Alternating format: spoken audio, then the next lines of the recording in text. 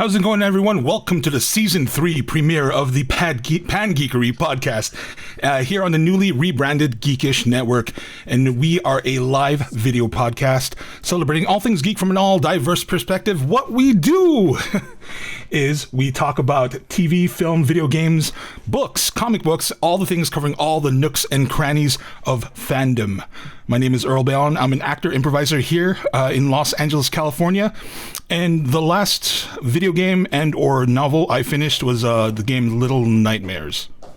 Oh my goodness. Amazing. Hi, everybody. My name is Jennifer Zhang. You can just call me Jen. I am an actor, writer, storyteller, artist, and Twitch streamer. And the last video game I finished, my God, I guess Hades I haven't technically finished, but I did reach the credits. So We'll count that as finished. Hey guys, my name is Caitlin Faye. I'm an actor, writer, a director, and a musician. And I also host this podcast called PanGeekery. You guys should check it out. It's really cool. What is it called? How do you spell that? It's called PanGeekery. Got it. Yeah. Okay. Mm-hmm. And the last novel I finished was Norwegian Wood by Haruki Murakami. Yay! Good stuff. And I am Andy Lowe. I am a director, producer, and puppeteer and other random stuff. You can find me at Chinese Pirate _ on all platforms. And what is it? The last video game or novel? I guess actually Light of... I just finished Light of the Jedi, the new Star Wars High Republic novel that just came out recently. Very cool. Nice. I've been meaning to pick that up. Wow. That's Deep geeky. cuts. I thought you were going to say Light of the Seven. Like, Game of Thrones, I've like, never even heard of that. Like Hold they made a freaking... wow. Gosh, yeah, it's a fan film, you know. The best part of Game of Thrones. Yeah, I know. The part that never really happened in canon. Yeah. Anyway, welcome back, everybody, to the third season premiere of the PanGeekery podcast. A really quick shout out to Digital Click, our branding and digital marketing partners, whom you can thank for the snazzy new Geekish Network logo that you see. And right there in the thumbnail down there somewhere. And you will see all their work across all the shows on this brand new Geekish Network.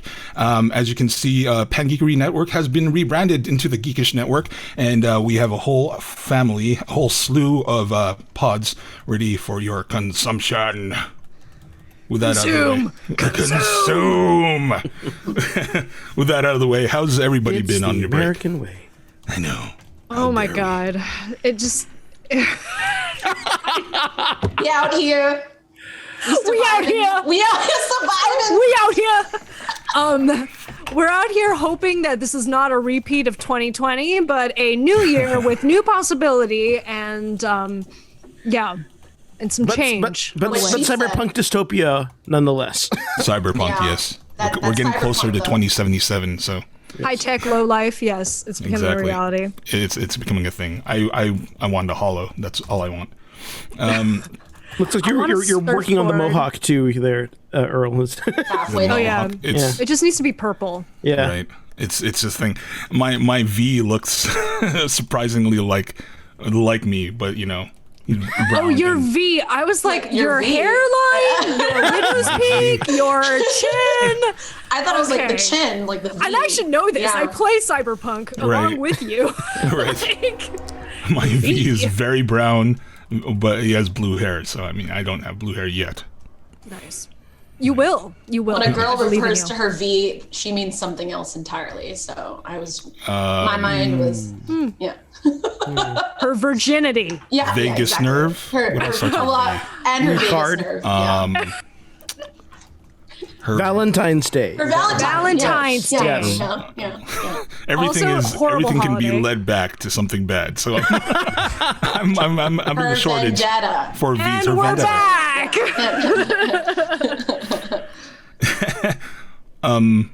Yeah, I've been busy over break. A little bit of everything, a little bit of streaming, a little bit of voiceover, a little bit of promoting a film at the Hawaii International Film Fest that won the Audience Award, Lumpia with a Vengeance. A little bit of that little thing. Yeah, that Hell little yeah. So been a busy, whatever it's been, 4 months. Cool. Oh, we're supposed to actually going in update order? people. Let's do it. Well, I mean, whatever you want the order to be. People care about our lives. People I'm want not to hear about our draconian here, lives. so People care. That's it. All we wanted to hear was from Earl. We're So next done. on the agenda, we have a Moving on. welcome. So go ahead. But yeah, no, I've also been doing some VO work. I built a sound studio in my closet. I've been working on more music, surprisingly, even though I'm not a musician by trade. And I'm looking to do some more audio description work. And I just finished writing my own film, which will be shot this year, and me and Caitlin will be working on it. So we just got 2 producers on board. Yes, we did. Very cool. Right. So for those who care, what have I been doing? I've been working. I've also, I was doing casting for a film that I wrote that Jen actually was also casted in. So we just work off each other, I know. We We're just such use each nepotism. other for labor. I know. And that's going to be in the indie circuit. We're shooting that later this year. I'm also going to act in the film that Jen wrote. What else? Why are you laughing? It's true. It's like yin It's just yang. You have nepotism. little dots It's like- in each other's pool.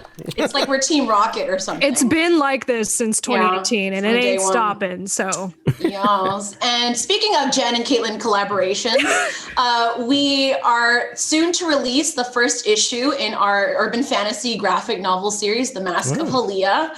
So you guys should definitely keep out on the lookout for that. Yes. And Popcorn Andy. So for those of you who don't know, I am also the director of production and casting over at East West Players, which is the longest running theater of color in the nation and the largest professional producer of Asian American theater.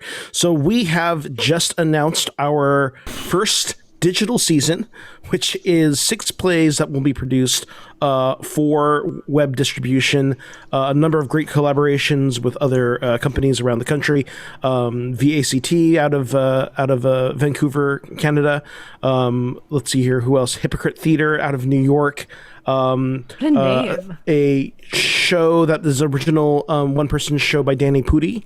Danny Pudi. Yeah, Oh my so God. a lot of really great projects that are coming up and going to making me really quite exhausted. So as we try to figure out, Such is life, Andy.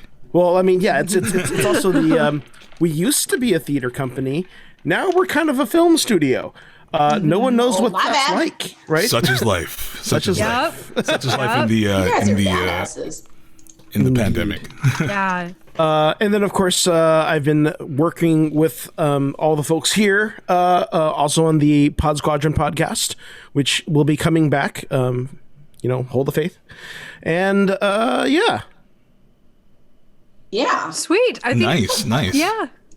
Everybody's Awesome. so busy and artsy and just like, I don't know, just It never giving their stops. energy to the world. The grind is perpetual. I mean, this is what we do in LA. That's why we're here, right? Yeah, we're also low-key bragging, so I know. Also, low key. get that in your pipe. This is all just But this also, is all promotional. there's no other Check it way out, to check do out it. the link. It's like, I know. Check out In the the link. chat. Are we allowed to Smash put that links? like button. No. Smash that subscribe button. Subscribe. Which is funny because in this next section, I'm going to go, hey, we really appreciate your follows and likes. So there are a few ways to interact with us here at the PanGeekery podcast. First of all, being our our Discord, which I think there's a command hopefully set up. Boom. Did I do that? I don't know. It's not there. Never mind. JK. JK. I just want to give a shout out to everybody in the chat really quick. What's up to Charles Babb? What's up? What's up, Drowsy Ghosty? Thank you for the biddies. What is biddies? up? Oddball.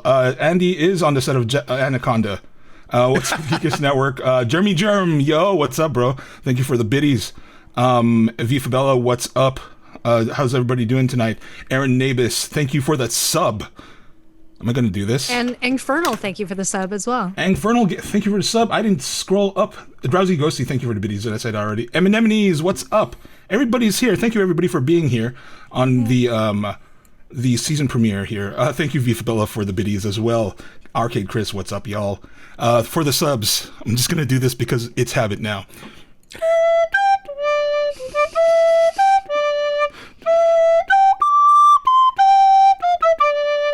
Thank you for the subs.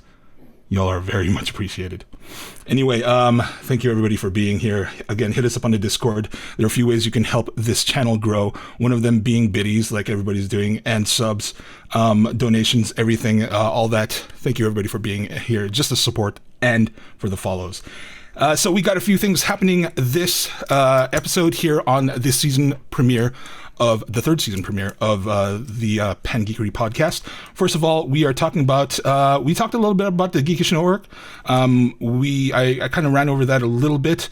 We're going to talk about His Dark Materials season 1. We're going to recap that. That is a show on HBO Max. Wonder Woman 84, which is a sequel to the previous Wonder Woman film. And then we're going to talk about geek IPs happening in 2021. First of all, the Geekish Network. As you can see, the PanGeekery podcast, which we are on right now, is now the actual URL to our Twitch channel is now the Geekish Network, which is the URL, or Geekish Network, which is the URL you're on right now. We have gone through a rebranding as we are adding on a whole slew of new shows and podcasts for you to enjoy. One of them being, well, there's still this. PanGeekery is still going to stick around. There's Pots and PanGeekery. There's Trek Table. If you're into Star Trek, there is Pod Squadron. If you're into Star Wars, there is Geek Beast. There's a bunch. Nerdtastic. So check all those out. Those will be on a schedule somewhere that's going to be posted that there's going to be an easy command for somewhere at some point. What's up, Caesar Style Productions? Posted. Looking yes. for the link. Anyway. Cool. Anyway, Geek Beast. Oh, it's all here. Look at that. What? Maybe I should read this beforehand. Pots and PanGeekery. Wednesdays are binge-worthy. Saturday, Tech Nubians. Saturday, 8 p.m., Pod Squadron. Sunday, 7 p.m., Nerdtastic. And then we are going to be playing our usual multiplayer video gaming night on Sunday. It used to be Thursday, but if you've ever joined us for Destiny 2 on Thursdays, we're going to be on Sundays now. So, without further ado, let's get into the main body of our podcast, His Dark Materials. How's it going, everybody? How do you feel about it? Season 1. Ooh, I feel so many things. Feels. Should we explain what it is first? Like this whole franchise? Does somebody want to break it down? Do you want to sum it up and I'll pipe in? V for volunteer. Let's go. Okay. Are you sure it's not V for Vengeance? Okay, go ahead. It's V for V Vegas. for Violets? Why yes. V for Vegas. V for voiceover. So basically, His Dark Materials originally started out as it's a trilogy of children's books by British author Philip Pullman. Came out back in the 90s, and it was immediately lauded as like this really big kind of fantasy series that dealt with parallel worlds and science, and children everywhere loved it, but it was also, like Harry Potter, condemned by many different people because it was considered blasphemous. It was considered blasphemous not only because it taught children to question authority, but also for the Christians out there, it's very anti-religion, as you will soon see in the show if you follow it. And so back in 2007, Disney actually released a full-length feature film of the first book called The Golden Compass. And that one came out to lukewarm reviews in the box office. So they didn't continue the series. However, back in 2019, HBO Max came out with its own series of the novels, His Dark Materials. And what we're going to review today is just the first season that came out back in 2019. If y'all are having a problem recalling this, Golden Compass was the Polar Bear movie. That's how I remember. There's Nicole Kidman. Nicole Kidman, Daniel Ian Craig. McKellen, Daniel Craig. Those were the big ones. I want to say there's more. See, that movie just totally slipped right past me. Like, I remember seeing a poster, and then it disappeared, and I knew nothing about it. You know, it was one of those films. I saw it twice in the theater, and I started reading the book.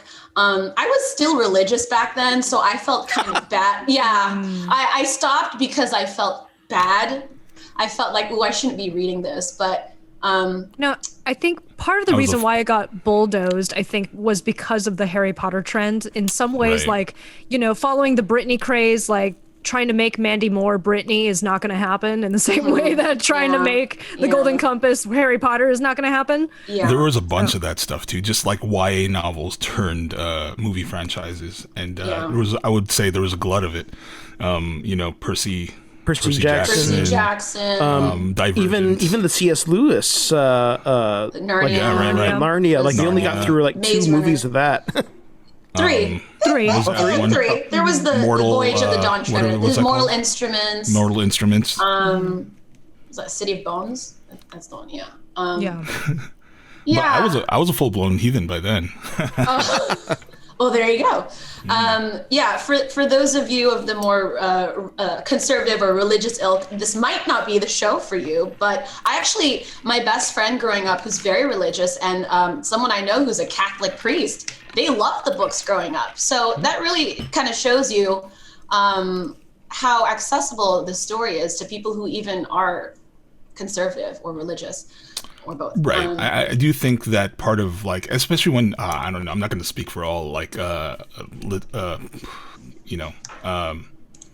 people in the religious like liturgy services. That persuasion. But it is it does make you question things. I mean, what was your general feeling on the first season? I will say that piggybacking off of what you all are saying about it being anti-religion, I actually think specifically it's more anti-bigotry. Insofar as it applies to religion, but also just like structures of like government and power, because I was reading up on what Philip Pullman was saying, and he even said like, I have nothing against like Catholicism. It's just more of like, the idea that it can be corrupted to use as a form of oppression for other people, which I think is a huge theme to tackle, especially when featuring children in the story and for featuring child actors. It's actually really shocking and jarring how much abuse these children go through. Like that's not really, it's uncomfortable sometimes, because it's not like you're seeing, I don't know, blood or anything like that, but it's the psychological, emotional, and welfare torture of children as a result of like corrupt government based on religion. Should we briefly explain? Let's explain that. I mean, this is the thing. This was my hard thing coming into this completely cold, right? Was that it took me a little bit to kind of understand what was happening, because like you jump right into there's a magisterium, there's Oxford, you don't quite understand this Oxford is not the Oxford on earth at the very beginning. I mean, once it kind of got into the swing of things, like I was pretty much, I mean, I got into it. I would almost say that the fact that it deals mainly with children is like it's like profoundly apt. Yeah. Because if we're talking about like religious structures, especially the Catholic Church, the main mode of like, I guess you want to say recruitment, like almost everybody is a cradle Catholic. Like there's so many cradle Catholics, not a lot of converts. And just because they have that huge like the Catholic school, parochial school like system and altar boys and all that stuff, children are probably the most susceptible to like a hierarchical system like that. Yes. And for those of you who are wondering, basically the premise of the show is that everybody has a demon. A demon is an animal that's an extension of your soul. And your demon changes before puberty. It can be a bird, it can be a fish, it can be an otter or whatever. But at puberty, it solidifies, it takes on a form.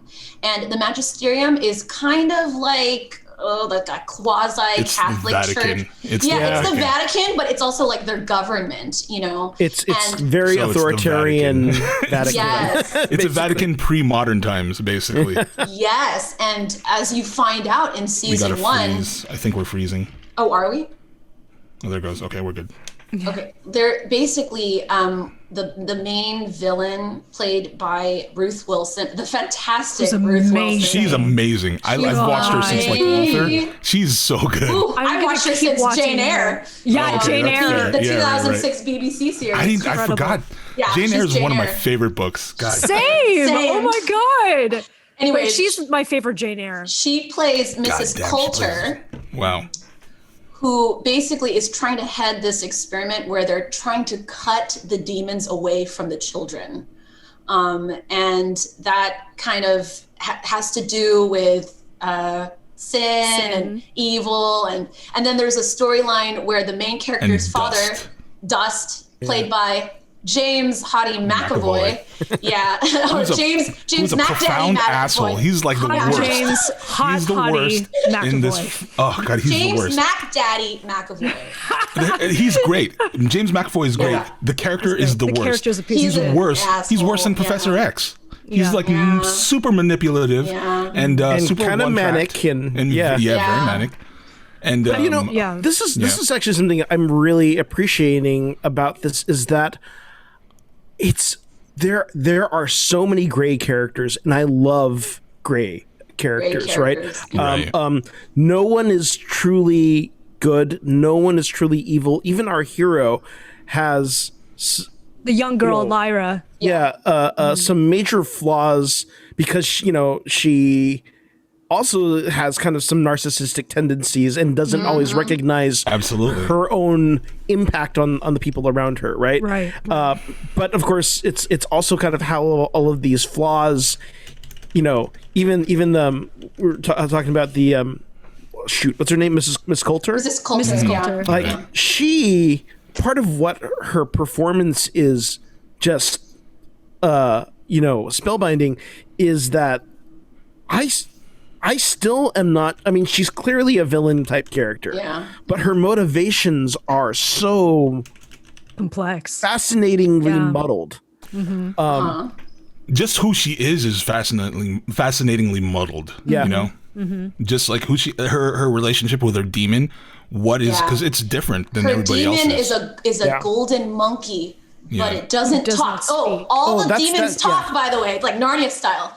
You can it's- talk to your demon. It's kind of like these demons are almost an expression of an alternate side of the person's You. personality, right? They know what you know. They might have more bravery but they're kind of like a Jiminy Cricket kind of conscience Right. that speak and interact with the world around. You don't even know the essential nature of demons yet. Yeah. You know Well, what they we do know and what that they where are. you go, the demon goes, And if we you know that kill the demon, if you kill the demon, the you person die. dies. But with Mrs. Coulter, her demon can be in a different room as her. Far from her, yeah. Yeah, so she's disconnected from her. And did you notice she hits her demon too? She smacks the shit out of her demon. smacks her demon. Like, you don't do that to yourself. So it's kind of interesting. Like, what does that it's a- mean? a Another thing, strangely like- interesting abusive relationship. Yeah. Right.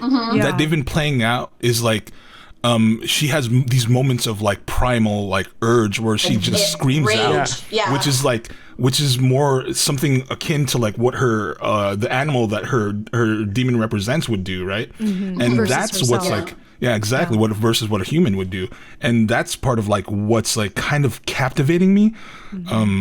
Now, that moment, I remember seeing that moment and thinking that they did a Bilbo with that moment. Am I correct? which Where they part? get the You ring mean, and he's like, like, ah! Yeah. Kind of I could thing. just Like- see like- my like- ring like- once again. I should very much like to see that part. Yeah. I couldn't tell if that was her performance or if they augmented it a little bit just to make her a little more savage in that moment because it was Which very. part are you talking about? I can't remember. I'm remembering what you're talking about, Earl, when she just kind of She she just has screeches. some kind of Yeah. Right, primal. she screeches howl. like she screams. I think Yeah. she's doing it herself. I think don't because she think has it's very CGI. like if you've watched her in like other series, she has very like So great.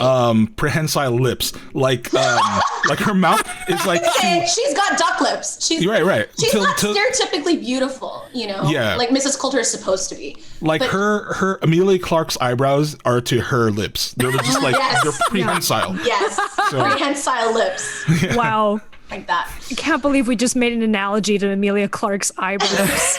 Have you seen her talk just like in interviews? It's true. like It's true.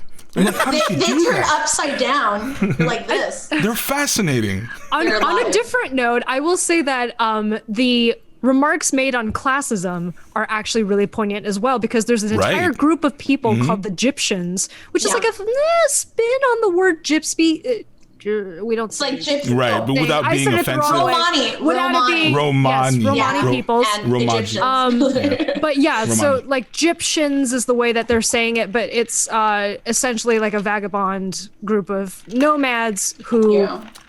have had limited resources and have had to scrape by, but yet their involvement as revolutionaries have long focused authoritarian attention on themselves, you know, in the same way that like it reminds me, I've been watching The Expanse, of like the Belters, you know, in many ways, like Beltaloda. yes, exactly. I mean, like everything like, hey. hangs in the balance with these Egyptians in the same way that things hang in the balance for Belters, you know. And I find it interesting that it's these people who take Lyra in, and Yeah. because Lyra is, as you know, as people who don't know yet, she's an orphan, right? She's not really Orphan. taken. I feel like we spoiled it already. We kind of spoiled some things. We're gonna said- talk about we season said- one. dancing Yeah, we around already some spoiled it. things. We Yeah. identified So, spoiler, Lord Mrs. Asriel. Coulter Big is spoilers. Lyra's biological. Great Great-grandmother. No, I'm just kidding. Your father's sister's roommate. It's a bit of a Darth Vader thing, right? The villain is the main character's mother. And then we find out that asshole explorer scientist Lord Asriel, her uncle, is really her dad. He's also her, Yeah. her Which father. means that James McAvoy and Ruth Wilson boned Bumped at some uglies. point. Yeah, Yeah, they- Two they- assholes. nights. They Yeah. banged. Two- yeah. had a Like very good night. crazy, Maybe a couple like- nights. Maybe an entire week. Who knows? Yeah. Who knows? ADHD people. Which also explains a lot of, ADHD people. you know, One hot summer in Morocco. One entire maybe Two hot maybe people make love. maybe Lyra was a pandemic baby. Who knows? I mean, and that means like does that mean like the monkey and the puma? What's his name? The jaguar. The monkey and the jaguar? Demons don't have sex. It's a I white don't think leopard. two species How sex did, what, doesn't yo, happen. this brings into question They what were happens. like this. What happens with the two demons during when sex? you have sex? I mean, yeah. it's Yeah, not like so when what your dog happens? watches you and it's just kind of weird. Yeah, where it's just weird. It's like, stop it's looking really at me. weird, dude. It's like, why is I your thought of child in that. the I thought of room? You lock them in a room, in a different room, or like what's going on? They probably What's just going tussle on? under the bed. Anyways, Anyway, so We have another tea party. yeah. Here's the thing, honestly. So like I said, it took me a while to get into this and like understand what's going on. oh, But it's good, right? But when you finally get it, Here's you're like, the this thing. is good. Is that where this show really excels is, or I guess even the book too. I haven't read the book, but where this really excels is world building. The world is so fleshy. There are so like many that. things. it's very happening. fleshed out, right? It's Yeah. it's and, very and how detailed. things are Flesh. intertwined. This is a world with, like we were talking about, these demons, but they're not like demons in the way we think of them. They're these animals that are kind of soul spirits that add other characters and add animal companions. But you also have these witches that are these yeah, kind of that's super right. powered Which is And the- crazy. and the We polar have not bears. explored it. We have not explored have- that. They don't have demons. Are they polar- primordial spirits? the polar bears. There's polar, and they wear armor. They wear There's like a- armor there's and like a they're polar kind they of are like king. this bears. warrior Yeah. race. They're like Yofer is Klingons. he's my dude, man. They're like the dragons of this world. They have like Yofer is my high dude. fantasy power Yorick- weapon Yorick animals. Yorick yeah. Benson? Yeah. So I was what like, is his name again? Yorick. Yofer. Yorick. Ho, ho, Yofer's the guy who the burger old son. king. Yeah. Yeah. Oh, I see. Yeah. No, Yorick is my dude. Yeah. Yorick is Yeah. your bro. But Yeah. it's so funny because the polar bear bears, they're like bro. really badass and they're like, they're basically like warriors, but they look so cute and like fluffy. And I just want to like hug them and like stroke their fur. That's 'cause they're the so thing cute. about the polar bears. They look cuddly, but if you fuck with them, Yeah. They They're have like armor, really like deadly. berserker armor. that can right? freaking tank like a Yeah, 50 mil like a cannon from a tank. freaking airship. Yeah. Yeah. Oh, yeah. That's the other thing, right? You have this kind of. It's not really steampunk. It's more like this kind of. A little bit. 40s. though. It's like Yeah. magical 1940s. realism. I mean, like, Okay.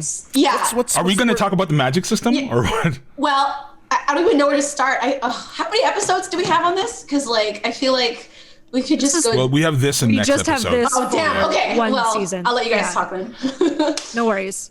Because I was, go ahead. Andy. Well, okay. So you have like airships. It's very like Batman animated series, kind of dark noir. You have another hero character who's kind of a side character who's played by Lin-Manuel Miranda. Who sucks me right out of the action every time he's on the screen. Thus the fedora. Lee Scoresby just sucks me right out of it. I'm just like, what are we doing? I thought he was good. He grew on me. Was good. He He grew on me, but like Yeah. that first episode he The was on, I was first- just like, When he was singing, it was like, oh. oh, are we in a magical world anymore? I mean, He's just American. It's like we're in like British magic land, and then That's an he American produced shows the up. such series. an Okay, entity. Lin-Manuel, I get it. Oh, I didn't know. I he produced respect the you for your series. talent, but bro, man. Okay, if I hadn't known what the story was going to be about, yes, the episode that he comes in, I would have been like, ew, what just happened? And I will say that I personally, as someone who's seen the movie, I think that the movie had a more consistent idea of like what time period this is reminiscent of.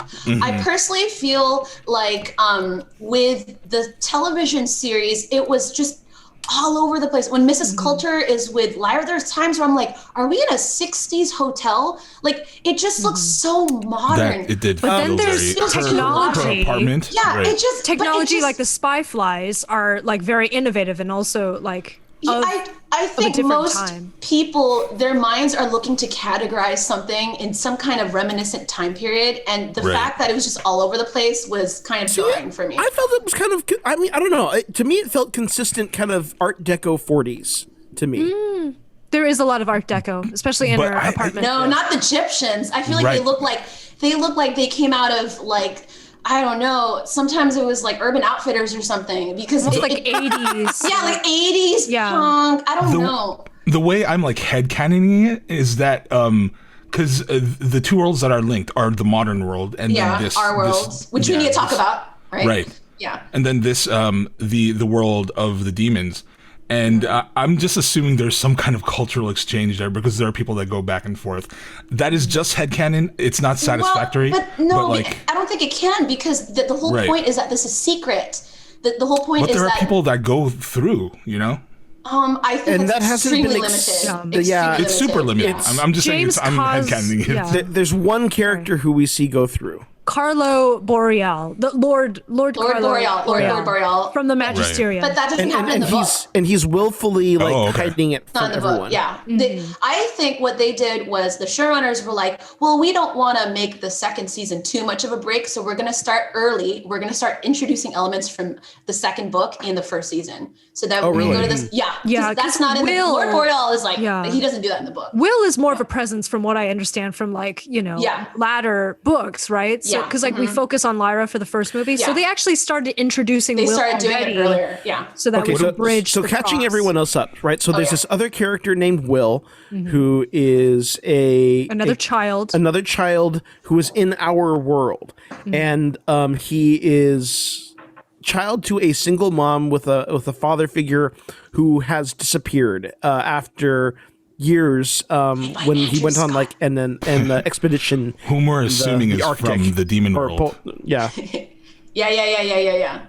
So, what's interesting about him is that he's so mature for a young boy. He rushes to protect his mother, and I think like me and Caitlin got I emotional like watching teared. this. I teared up at one point. But Yeah. because of the loss of his father, his mother has been a little bit emotionally unhinged. But Right. on top of that, the Magisterium has actually been like fucking with her mind Yeah. by like deliberately inserting things that would break her from her ability to trust in her own senses. The Magisterium has been Yeah. Yes, because that guy, Yeah. The guy that keeps He's appearing. from the Snake Magisterium. Demon? just that guy. There's no that guy. Magisterium, right? Right, No, just but him it's from assumed the that he's working It's for some assumed kind that of they higher know up. he's doing it. Yeah, Yeah. he's the agent who goes. I don't think so. I think he's kind of hiding out on his own, doing his own thing.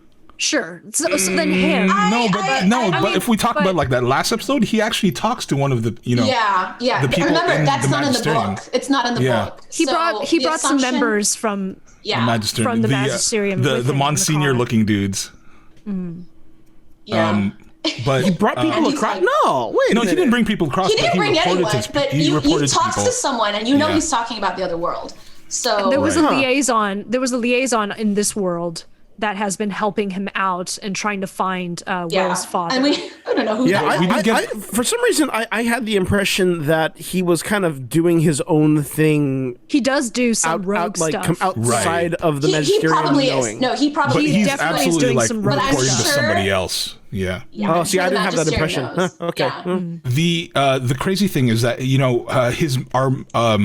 Will's mystery father definitely has some connection to the other world, the demon world, and Yeah. the Magisterium knows this because they're after it. What exactly the nature is of these notes that he has, we don't know. But it's Well, Andy, you watched ahead, didn't you?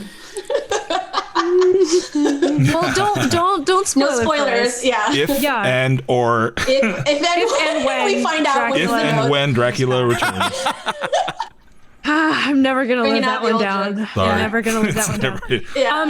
It was a milestone in our in PanGeekery in history. PanGeekery Yeah. history. I think I should note, like, an overarching theme that I'm taking away from this is that ultimately we find out that the Magisterium is doing this because they believe that sin is a scourge upon mankind, and children are purer before, especially before they reach puberty. They have less sin, right? As evidenced by dust, which is like supernatural particles or of some sort that are somewhat detectable. Usually they're more detectable in adults than children. Sin manifests as dust, and That there's manifests some kind as of magical dust. property of dust that we don't know. So, like, the purpose of the Magisterium is to try to maintain control over the population while also developing methods to eliminate sin altogether. And they believe that the demon itself has something to do with the creation of dust. And so there's this entirely inhumane segment where Mrs. Coulter Bless you. is running basically kind of like a concentration camp for children Yeah. where they like slice away sever. their demons, The oblation With board. magnets. Right. which is kind of like performing a lobotomy on these children. Yeah, It's very yeah, devastating. basically. That- Well, that that was is the a effect. really crazy Basically thing. lobotomy. Like when I realized that the nurse, what's her face, was Ratchet. a I'm just kidding. That's a different property. different Was an property. ablated person. was a person separated from her demon. Like that was Right. Yeah, that's why she's yeah. Lifeless. But I mean, you have to admit. So we know that Lyra's parents are selfish assholes. But Right. like, maybe this is just me trying to grasp onto some kind of humanity that might have, and I feel like their motives are good, right? Like, Right. the Or mom's intentions. their intentions. The magisterium. Oh no, No, her Mrs. parents. Got Coulter, it. Mrs. And Coulter, Asriel. and Lord Asriel. So Mrs. Coulter is trying to eliminate evil from the world, and Lord Asriel is trying to find a new world. You know, he's a And scientist. trying to break down the authority of the And magisterium. trying to break down the authority. And going back to what Jen was saying about anti-authoritarianism in this story, some people, I think Philip Pullman himself as well, they try to point out that there are different branches of the magisterium. Right. So the branch that Mrs. Coulter heads, it's supposed to be considered a more radical branch, and it doesn't speak for the rest of the magisterium. So proponents of this series try to often point out that these people, like, they're bigots, right? They're radicals. They don't speak for the entire government or for the entire Catholic Church, if that's how you want to, Right. you know, They're the How you most wanna- notorious if you wanna segment. analyze they're the most it, right. notorious. Yeah, exactly. So there's that. I mean, I would say it's like, anti-authoritarian, but like also more so anti-fundamentalism, yeah. right? Yeah. That's like any extremist position is kind of Like, questioned. questioned. Yeah. Absolutely. Yeah. I think. Really quick. Oh, Okay. sorry. Go ahead. Go ahead, Jen, because I'm going to move on Oh. to something. I was just gonna say we should unpack why it's even called the Golden Compass for the first. Oh, there, gosh. I there was are, thinking of there are the objects. alethiometer? Yeah. There are objects called alethiometers, which are ancient ways to tell the truth. Basically, it's like a supernatural. They're dowsing rods, basically. Truth teller. But only certain people who have studied the ancient language or symbolic system are able to decipher or use the alethiometer, except for Lyra, our main character, the young girl, our main character, who instinctively knows how to read it. So in some ways, like at the start of the series, we also get introduced to Lyra as the chosen one. Like there's something special about her. There's a prophecy. And that seems to be true when you see her. That seems to be true when you see her naturally read. Sorry. Yeah, when she naturally reads the alethiometer of her own accord. You know? Yeah, there's a whole MacGuffin scene where someone goes, like, apparently the Magisterium has an alethiometer, and the whole staff and team of librarians that take basically 2 weeks to interpret the Ouija board, basically. It's basically a Ouija board, Make it right? exactly 2 weeks. It's a steampunk It's kind of funny. Ouija board, Layer more it. or less. Yeah, but what the question is, what does this mean? Like, what do you think? What is the metaphor here for the alethiometer? Because I remember when I first read it and when I first watched the movie, I just didn't get it. I'm like, I don't understand what this thing does. It was only now watching the series where I was like, oh, okay. It tells the truth. Yeah. Right. She follows her intuition. Is this like Questlove says it tells the truth. Yeah. That's Is it supposed to be it's not Questlove. He looks like Questlove to me. Questlove. Is it like a metaphor? Well, I took it to mean in a world where authority should be challenged but isn't, interpretations of truth are like exercised power, right? So like whoever trusts your interpretation of the truth holds the power. But like what's dangerous about Lyra and for people who can read the compass is that they can find truth for themselves. Right. And that upsets the status quo. Oh my God, I just got chills. Well, I just got chills saying right? that too. It's also the thing of it's not really said like where the truth is coming from. If it's coming from the alethiometer, from the compass, Right. or What is the if nature of the compass alethiometer? is a conduit to a greater power, right? That's kind of the That needs to be implication. explored. It's hinted, but in it's which not case, fully. If it is a higher power, who is talking through the alethiometer, and how trustworthy is it? I mean, she even goes through some stuff. Whether and she is tried to anybody decide- manipulating the other end of the alethiometer? Really quick before we move on, I do want to talk how do we what do we think just really quick about like how the storytelling is going so far, like pace and all that I'm stuff. fascinated. I really love it. Go ahead. Like I said, to me, it's like the world building pulled me in. So I mean, I'm really just kind of fascinated by how all the things connect. And like I said, I lost my willpower and kept going. Right. Andy kept watching. Yeah. I honestly, man, this is kind of blasphemous, but I remember telling Jen, like, yo, this is better than the book. I'm going to say it right now. I mean, I don't think that's completely out of left field, you know? I just feel like it's better than the book. They took the source material and they ran with it. That's happened several times. Yeah. Now- they were like, how can we make this even better? You know? Right. Now, do you feel there are things that are in the book that they cut out, like story threads, characters? That always happens. They combine characters. They combine. Okay, well, again, remember I said that I got scared because I was like really religious, so I didn't technically finish the book. Oh, okay. I do the truth know. comes out. I know. But I do know that a lot of people were comparing the polar bear fight to the original film, and people were like, "Sorry, but the polar bear fight in this series sucked. Like, it was just like bad. It was just very It's a TV budget. Yeah, it was a I don't know TV about budget. that. I thought it was exciting, but yeah, the one in the Disney film is like, like they're trying to do some like Lord of the Rings Narnia Really status. crazy, yeah. Really So, crazy. I don't think fight. we need that all the time. But we don't need it. Yeah. No, they did what they had with their low budget, and they made it gritty. They made it real. They really brought out so many things with the Egyptians. In the books and in the movie, the Egyptians always come in and you're like, who are these guys again? And why should I care? They spent so many episodes building up Mount Costa and the children being kidnapped and the gobblers. And the nurse. So it just, I thought. Two It was questions. good. We really have to move on. Okay. Oh, We really got to move Okay. on. All right. We'll we are- table it for next episode. table for next Yeah. episode. Yeah, remember. I just want to say really quick that halfway through the season that I felt it was a little meandery, but it got me in with those last 3 episodes. I was like, oh my God, this is great. So Meandered you in. yeah, meandered me in. Unfortunately, we do have to move on. We are like a little bit over time. So we're going to talk about Wonder Woman 84. Well, first of all, we're going to continue talking about his Dark Materials season 2 next week. So tune in here. Same time, same bad time, same bad channel. But Wonder Woman 84 released both theatrically and on HBO Max during Christmas.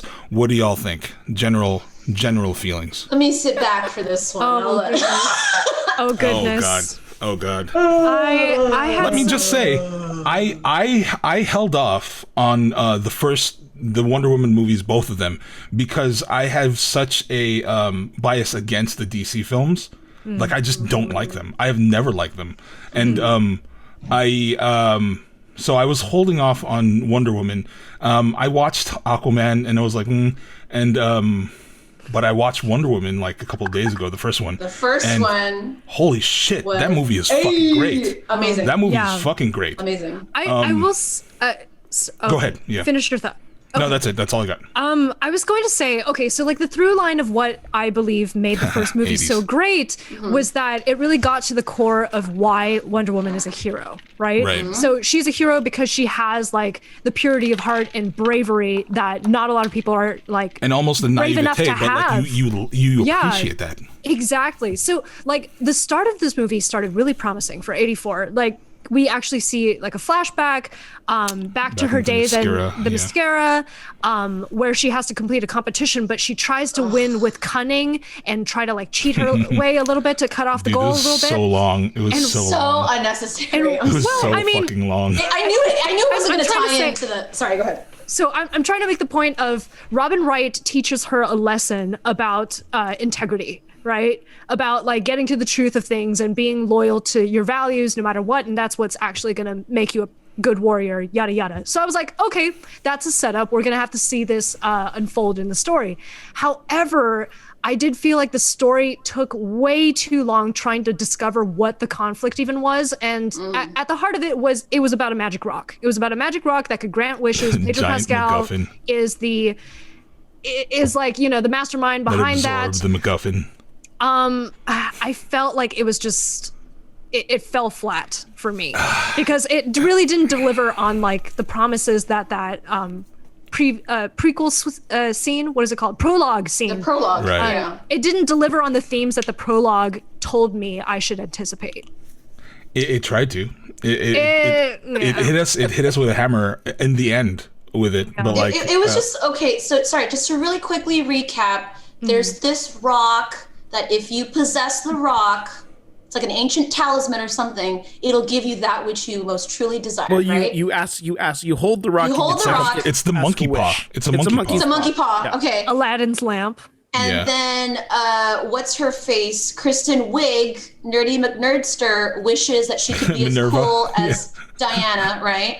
Right. And then she becomes like hot.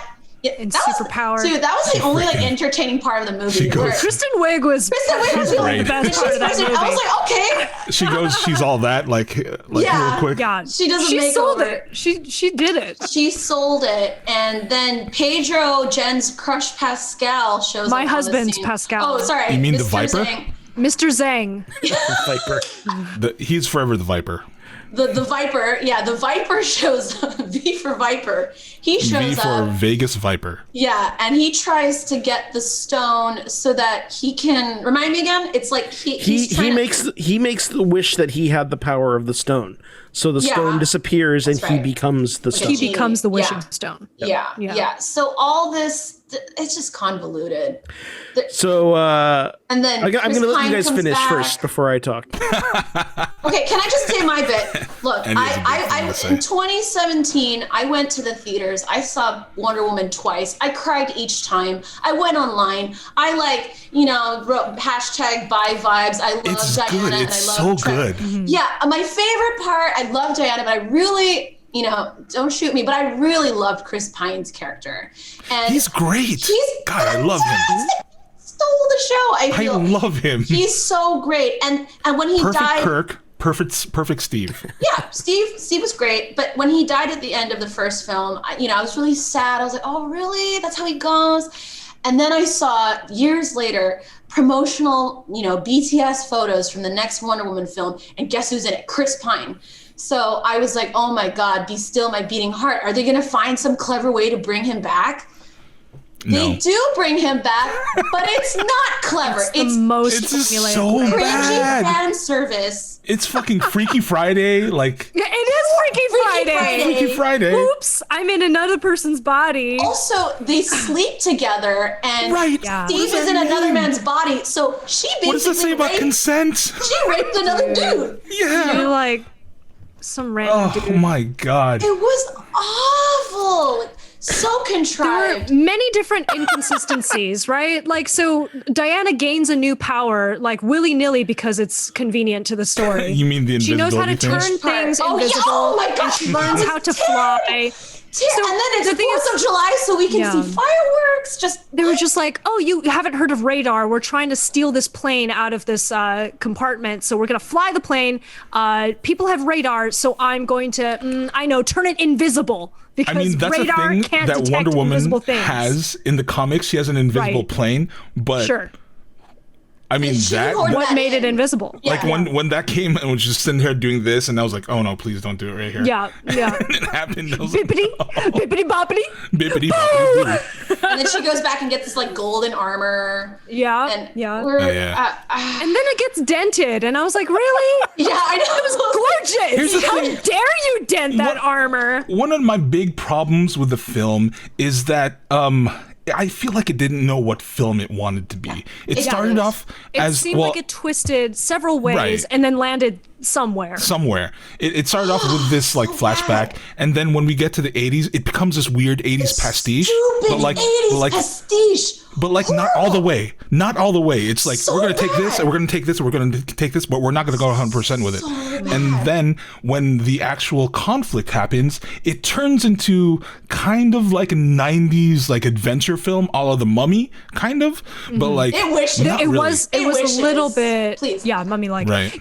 I mean, a major glaring flaw for me was that so Wonder Woman doesn't wear a mask, right? She doesn't even have Right. the Bruce Wayne thing of like putting on glasses. Now I'm Batman. Now I'm putting on glasses. Now I'm Batman. You mean Clark She's in Kent? the open, right? And Batman doesn't Clark have Kent. glasses. Oh, It's Clark Clark Kent. Kent. Sorry, Clark Kent, and also Batman has the voice. Batman unknown has the voice. personas. Who is she? However, like it doesn't seem as if she lives through life as if she were a celebrity, as if everybody else could recognize her, and yet she's traversing malls, saving children from slipping on rails, because that's what she does in her actual face, and yet nobody recognizes her as like Wonder Woman, or like it's inconsequential.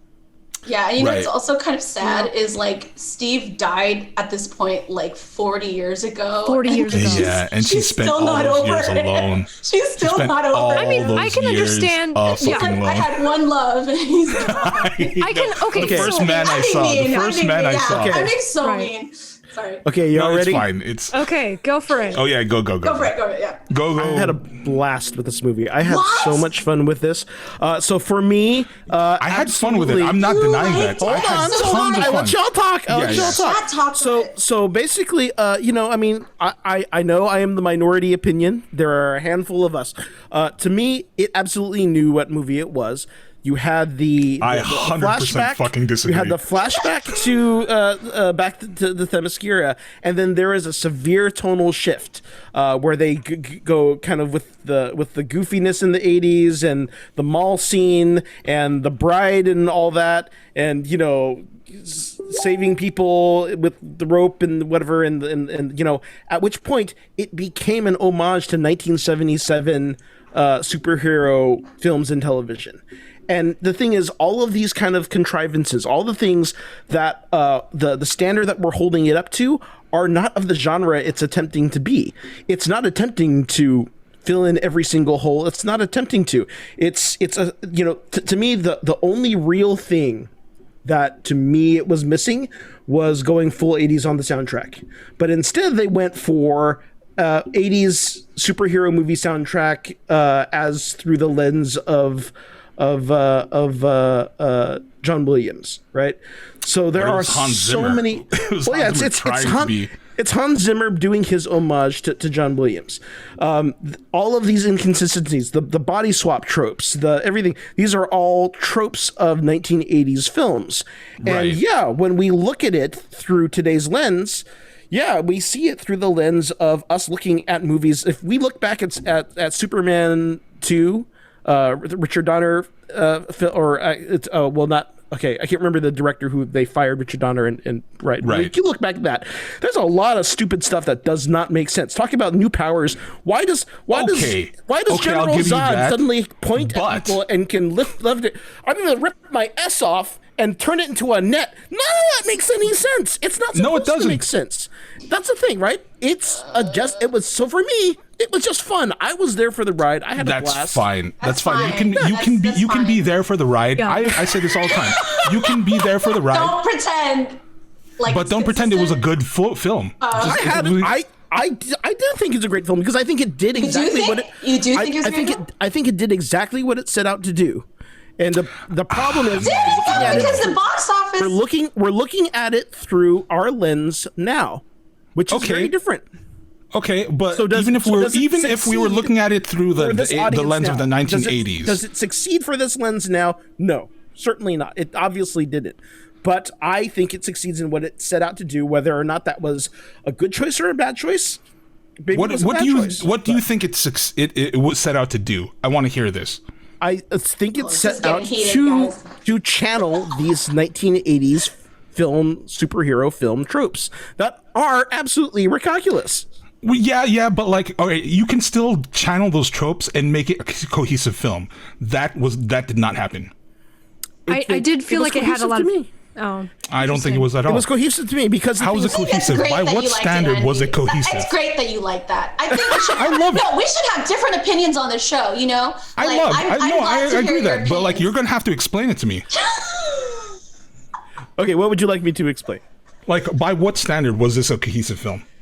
By the standard of setting out to emulate a 1977, 1981 film. Basically, what Andy's saying is those movies from the 80s were shitty films. And they were. I don't think they were shitty films. Do you think those were shitty films? Indiana Jones. I wasn't around back then. Yeah, that is a classic. Even if you watched it now, we are still looking at them through the lens. If you look at Indiana Jones now, it is so filled. I don't know about that. So much colonialism. I think those things hold up. I think they hold up. I think a lot of films holds up, but there's still things that you cannot. This is the problem with how do you do Indiana Jones right now because there is so much inherent colonialism. Exactly. Right, you can't. But they still hold up. And I don't think even as a pastiche of 80s films, Wonder Woman was successful because I don't think it went all the way. There are many kids younger than us who would watch Raiders of the Lost Ark and go, this is boring. That's beside my point. Sure. I want to jump on top of this. In that case, it does not hold up. Right? Sure. I'm going to jump on top of this and say that the task of making this a film in 2020, right? Yeah. The task of making this film a 2020 film that is set in the 80s and draws from that pastiche of the 70s and the 80s. The task of doing that in our age is to also in some ways make it palatable for today's audience to access that in a successful way, right? So even though it can draw on those elements, absolutely. But if you're not delivering in a universally palatable manner, not a lot of people are going to get the message that you are drawing on those tropes successfully. And that's what happened. That's what happened, right? That's what happened. Honestly, not a lot of people felt to me, this that is they the could same connect argument. To me, it's very similar to the same argument that is happening right now around WandaVision, right? There are a lot of people who are completely hating on that show because they don't get the idiom of 1950s and 1960s sitcom. I guess I just want to draw the distinction, Andy, of just there's a certain I think integrity that you're holding on to of just if it's in the style, then it's integral to the style, and there's a trueness to that, which I respect. I mean, if that's what you believe, that's it's more this is homage. the homage Right. is going to work for some people. It worked for me. It worked for a couple of friends of mine. I'm it gonna also say did not there's work for a yeah. lot of other people. I was trying to make a point of there is homage that like is executed brilliantly and can still be translated to today's audience, and there is homage that exists only to make a cursory kind of effort at making an homage without having any way to bridge that gap between those who may not be as familiar or aren't plugged into that world. You know what I mean? Like Which- there- I there's think hard you should things. like what you like, And this Andy. is kind of the hard. Yeah. This is kind of That's the hard fine. thing, right? Like Yeah. ultimately, every director, every artist has to ultimately create something for themselves. I think Patty Jenkins made the movie she wanted to see and what she was nostalgic for. And in so doing, I think she calls into question a lot of the things that creep people out. Like the whole body swap thing. Yeah, it's creepy. I think she kind of, it's a dark humor, but I think she kind of points out the same thing that everyone is kind of freaking out about. Right. But I think that's intentional to me. But So you think it's a feature, Right. not a glitch? yeah, I think it's a feature. I And think we it think- absolutely can be a yeah. feature.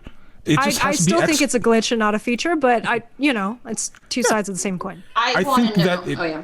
Go ahead. Oh no, please! I was gonna make a joke. Andy, Okay. did you pull your hair ponytail like that because it's 80s? It is. Yeah. It's a sideways About- ponytail. Yeah. Okay, what it was. I just wanted to make sure. Because I do not have a tiara see. in my. Tiara. I see. I think That was all. That was all. but it can absolutely have those things, elements, the pastiche, the callback to an 80s thing, but it still has to have elements that appeal to Cohesion. cohesion. That appeal to a wider audience. Otherwise, we're talking about it being like having Irrelevant. Well, not some only ways. irrelevant, but there's a barrier to entry for enjoyment, and I don't think that should ever exist, like in a piece of entertainment. I don't think there should be a barrier of knowledge or like, Yeah. or like, well, basically knowledge or level of fandom. And I agree with that. I agree with that. Yeah. I think that the fault of Wonder Woman 84 is that it tried to go in that direction, and and it didn't kind of reach pulling- across the table enough, I feel right like, for me. Right. I think. Yeah. I mean, my thing is, I think she made a swing. Yeah. She did. I'm It's sure fine. she did. She can make And it, that's I'm fine. saying it was Yeah. unsuccessful. And this is kind of the nature of the beast right now, right? We have not just such a diverse range of consumer now, right? Because there are that's just the problem that all media, like every franchise, is now facing great derision in their fan bases because there is such a variety of type of consumer and viewer and fan now. So it's like not every swing is going to hit for everyone. Of course not. Makes sense. That's okay. And the brilliance And of that is criticism fine. is that we can Right. come at it from different angles. All right. And here's in the end, like what I'm going to say before we move on is that like I am fully aware that like you can enjoy a film. I enjoy a lot of shitty films, so do I. But I fully agree that I'll watch a film and I'll be like, that wasn't the greatest film, but I still had a lot of fun.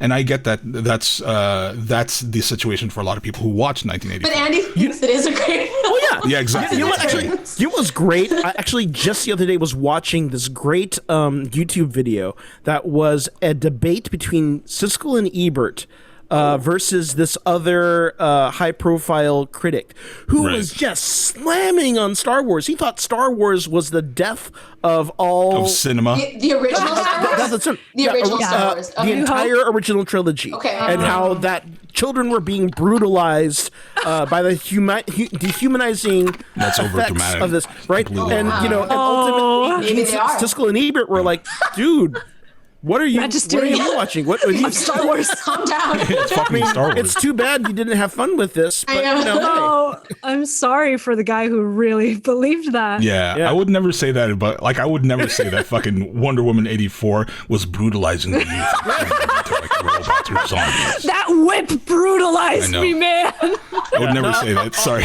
we got to I'll move share on. that link with you guys. Okay, we're Yeah, moving absolutely. on. Cool. We got to move on. We made but it, guys. We made it.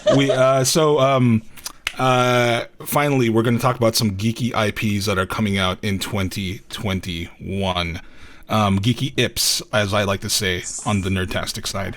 I was so afraid you weren't going to say the one at the end of 2020 and that we were in some kind of 6-cycle loop where we're like still in we're like Groundhogging Day right now. in We are now. 2020. 2020.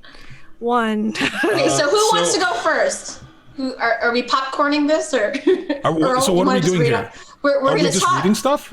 Yeah, we're gonna list off the ones we're most excited What's exciting to you guys? Yeah. Like, which ones jump out to you? All the fantasy ones.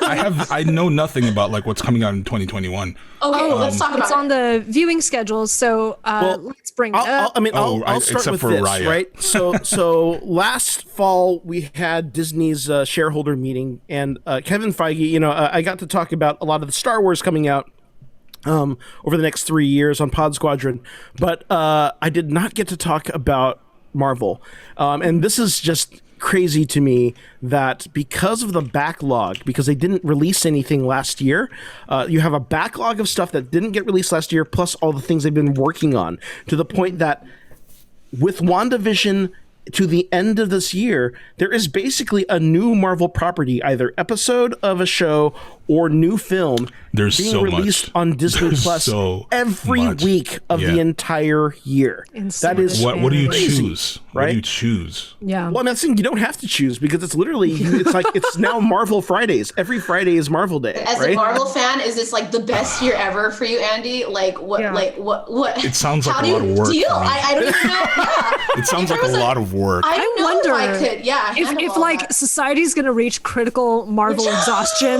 like and we just like Man, here's the thing, dude. exploded.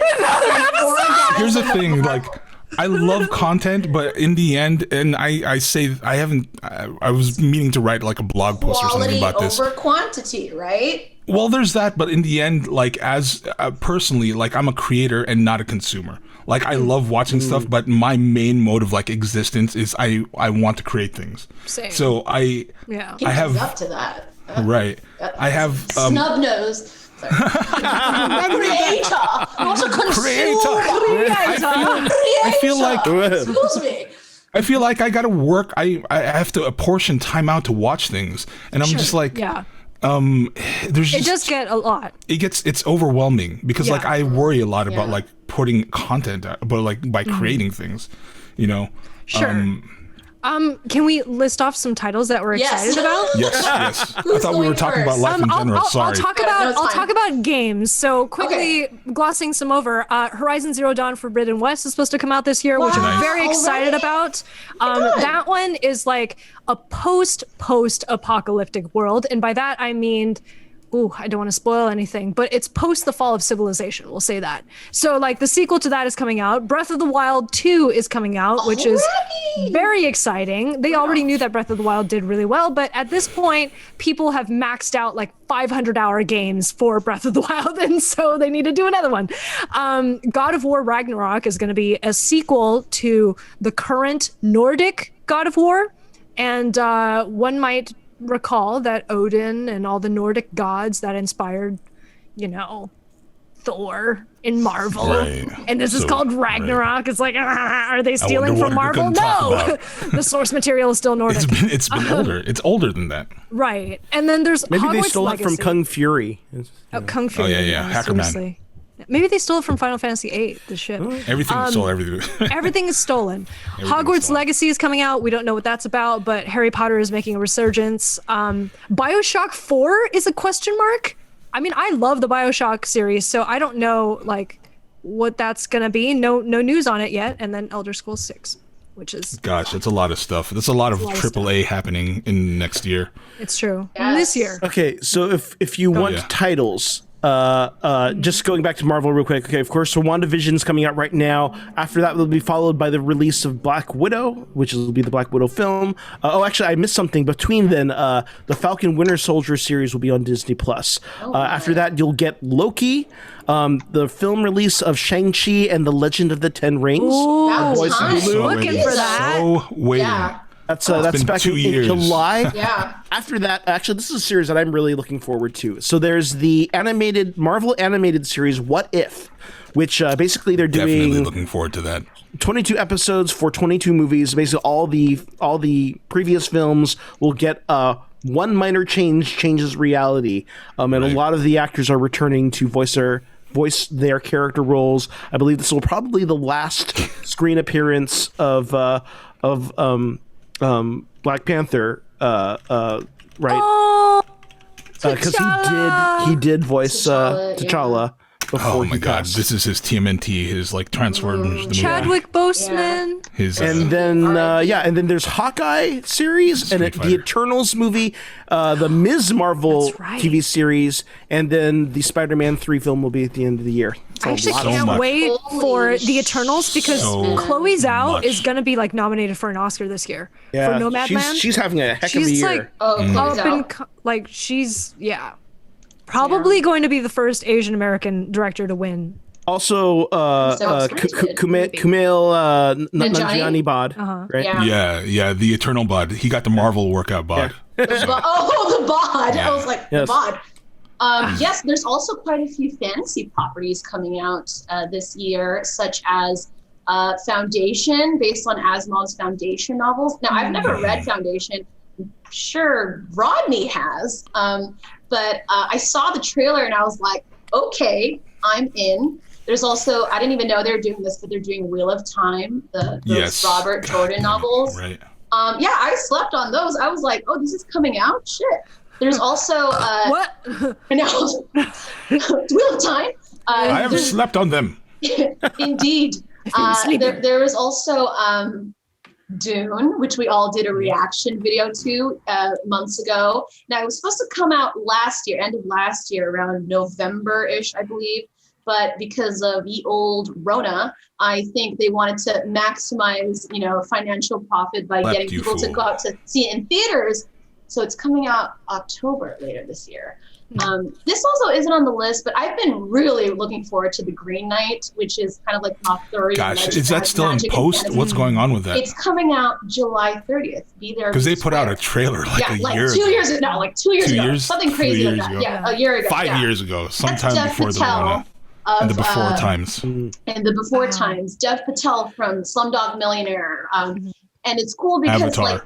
Avatar, and he's a person of color, so it's pretty cool that they're like starting, like Bridgerton and all that stuff. People of color are starting to populate more traditionally like Anglo-Saxon type historical picks.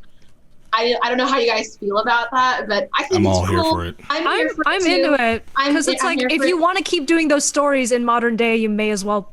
Right. Yeah, like gotta be. bend reality a bit for the Right. inclusion. Yeah. So that's coming out. So Dune's coming out. Shadow and Bone, which is also a young adult fantasy series that I have never read.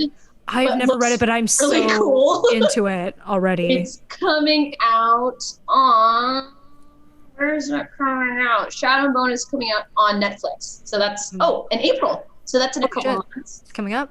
Yes, and then So close. Can I- also Can I point out two animation things that I'm really I was just looking gonna forward say, to? Yeah. So one of them, of course, is Raya and the Last Dragon Last from Dragon. Disney, which which I have was thoughts on, but well. I have I so many I have thoughts on. thoughts. Yeah. It's, Many it's, thoughts. The screenwriters are Ardell Lim, a Malaysian Asian American writer Crazy Rich who Asians. wrote Crazy Rich Asians, and Quy Nguyen, who, if any of you are theater nuts, you've probably seen a production of Viet Gone because it's Viet been produced Gone. Oh everywhere. wait, he wrote Revenge that. song. Yeah, the wrote two it of them with Ardell wrote Lim. this. So and of I course, wonder how that went down. I wonder what the writing room was like. well, It you know, must have been Very interesting. different people. Yeah. well, I mean, here's the thing, right? Disney did go to great lengths to build a brain trust, much like they did with Moana and some of the other films. There is a bit of criticism in Good. terms of the casting. We should address this. That Absolutely. though it does star Kelly Marie Tran as the lead character, Hey, Tran. Raya. But sorry, what? Oh no, K-Tran. I call her K-Tran. K-Tran. Hey, Tran. Many of the actors, the majority of the cast are other The East next 5 in like billing order are East Asian. They're actually all They're East supposed to Asian, be Yeah. from except for Raya and but It one is. minor It is. character. It is. Yeah. It is kind of a fictionalized, much like Moana was kind of a fictionalized fantasy Polynesian. amalgamation of Wait, Mulan? Polynesian Oh, Like Mulan. Polynesian Islander. Right. yeah, right. They're combining a lot of kind of influences of culture and mythology from various Southeast Asian cultures. It is a tricky thing because though I respect and it is unfortunate. it is still the hard thing of it is a problem because of scarcity, right? If I don't think that's it weighs. Are you kidding me? It is bearing the weight of being the first, right? And that's the hard Scarcity thing. in what? Wait, what is scarcity? No, not scarcity in talent. I'm saying scarcity in that it's the only project, right? This is the same Okay. problem that, Randall Park faced for being a Korean guy playing a Taiwanese dad. There are plenty of people who could have played a Taiwanese dad. Right. There's so many things to balance because studio execs want to see name For- talent. Fresh out the boat. They want to see names. Yeah, they wanna that's see how you get names. things green light. Yeah. Right. It's unfortunate, and here's the thing: it's like we're all going for the reality later down the line where there are more Asian American projects that more people can eat, right? Yes, Absolutely. We That's have the to goal. Move forward, Yeah. but just to wrap up the fantasy IPs coming out. Oh yeah, Lord of the Rings. Lord of the Rings is The One coming out Ring. on Amazon, Amazon. later this year. Second Age, Yes. Silmarillions, All that good Morgoth, Ungoliant. Baron I'm in for it. Luthien. Yeah. Speaking of Loter, if you guys happen to browse the PanGeekery socials yesterday or today, you'll see that we have a new video out starring none other than our Earl Balon here. Balon playing the return me. of Gandalf the Grey, Angry Yes. Gandalf. I like to call it Brown Elf, but Gandalf the Brown? that's neither here nor there. Apparently, Brandalf TikTok the and Grey. Instagram and Facebook found it too racy to promote. Probably What? It's got because some he's- edge. Yeah, It's got it's because some you're edge to it. smoking in this hentai. You should check it out. Oh, you should check it out. You should check it out. Yeah, Also, so we have to. I'm literally naked in one. Yeah, literally naked. Like his Yeah. staff is just flopping out right on camera. Literally naked. His staff is there. Yeah, But there was more than one staff. And Yeah. they were all Right. bare Yeah. in this I video. told you to grab the wizard staff. How now, Brown Brown Elf? Brown Elf? But All yeah, right. so Please check it out. Give us some love. We need the views until TikTok gets a life and just lets us post whatever we want. Too much Gen Z on TikTok. I think that's what it is. But Too many babies. I'll have to go to YouTube. But anyways, I think is that it, guys? Are we? That's it. Yeah, that is it. Our first episode for the season. Yes. So thank you everybody for joining us today on our season premiere of the third season of. I almost said Pots and PanGeekery of You PanGeekery. wish. No. Here on the Geekish Network. Again, we do have an entire lineup of shows, including Geek Beasts, Monday, Friday, Pots and PanGeekery every other Tuesday, Binge Worthy on Wednesdays, Tech Nubians at 1 p.m. on Saturdays, Saturday 8 p.m. Pod Squadron, Sunday 7 p.m. Nerdtastic, and after that, PG and Friends playing our multiplayer game, whatever that may be for the week. So do hit us up on the socials. We are everywhere at I don't know because the change happened today. So we are going to plug that somewhere else, maybe on Facebook. Right now, I don't even know if we're still PanGeekery on Facebook. We're going to find out. We'll Find out later. Earl, what What's are you up? guys doing on Pots and PanGeekery tomorrow? So Pots and PanGeekery tomorrow. We came up with our theme is Phasmophobia, which is a game that has taken Twitch by storm. So we're going to do several pieces It's a ghost of several hunting game. dishes based on Pots and PanGeekery. That's so cool. I mean, based on Phasmophobia, including, I'm going to tease one of them, a charcuterie sandwich. Charcuterie. Oh my god! Okay, so the premise of the Charcuterie. game is like you're supposed to name what ghost is haunting a certain location, and one of them is a yurei, right? Like there's different culture ghosts, and you're supposed to. So it's a find out what charcuterie. charcuterie. Oh my god. Sandwich. So we're going to do that tomorrow starting at 7 p.m. Yeah. here on the Geekish Network. That's great. Watch me and Oddball, aka Arnold, the chat. cook some stuff up. Wait, raise your hand if you're also part of another podcast here. And okay, so Earl, you're in Pots and PanGeekery. Are you in anything else? Yes. Nerdtastic. He's in Nerdtastic. Nerdtastic, and then Andy, you're in, Pod Squadron. and that's it. Maybe 8 p.m. Yep. Oh well, And you can check also these guys out if you like Catch them. me and Earl as Twitch streamers throughout the week as well. Right.